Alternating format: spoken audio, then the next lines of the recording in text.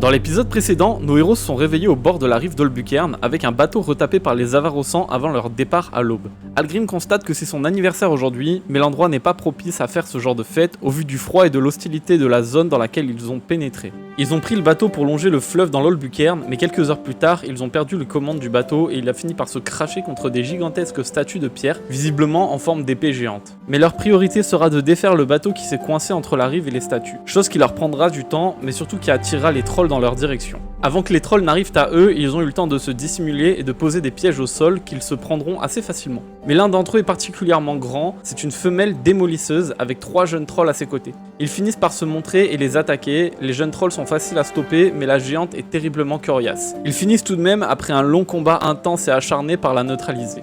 Après avoir débloqué le bateau, c'est finalement le vent qui l'éloignera d'eux, vu que personne n'était dessus pour l'arrêter. Plus tard sur la route, après avoir mis du feu dans la boussole Ishtali pour savoir où était la source de feu la plus proche, ils ont suivi où pointait l'aiguille et ont rencontré 2 jeunes filles. Elles restaient prudentes avec les étrangers, mais n'en étaient pas moins intimidantes. Mais Valérian a remarqué un pendentif autour de leur cou qui semblait indiquer qu'elles pourraient être les filles d'Hautevire. Comprenant qu'elles ont affaire à des gens qui connaissaient leur père, elles vont relativement sympathiser avec eux avant de reprendre la route vers le sud. Nos héros continuèrent la route en passant par un cairn et en priant des esprits, jusqu'à arriver à une cascade gelée où leur bateau avait échoué sur la glace. À peine sur place, dissimulés dans la falaise, des hommes tentent de les capturer en tirant des filets accrochés à des flèches. Un par un, ils se font tous les 4 attraper quand ils finissent par comprendre qu'il s'agit de la griffe hivernale. Ils les conduiront jusqu'à leur chef de troupe, Vrina, qui par chance ne semble pas les reconnaître, sauf peut-être Zawi qui en a un peu trop dit. Valérian sera pris à part à cause de la photo de H et Tryndamere qu'il possède, mais il leur fera part de sa motivation à trahir H et les Avarossans pour eux. Vrina le teste en le confrontant au froid feljordien, mais il la surprendra au vu de sa résistance psychologique à l'épreuve.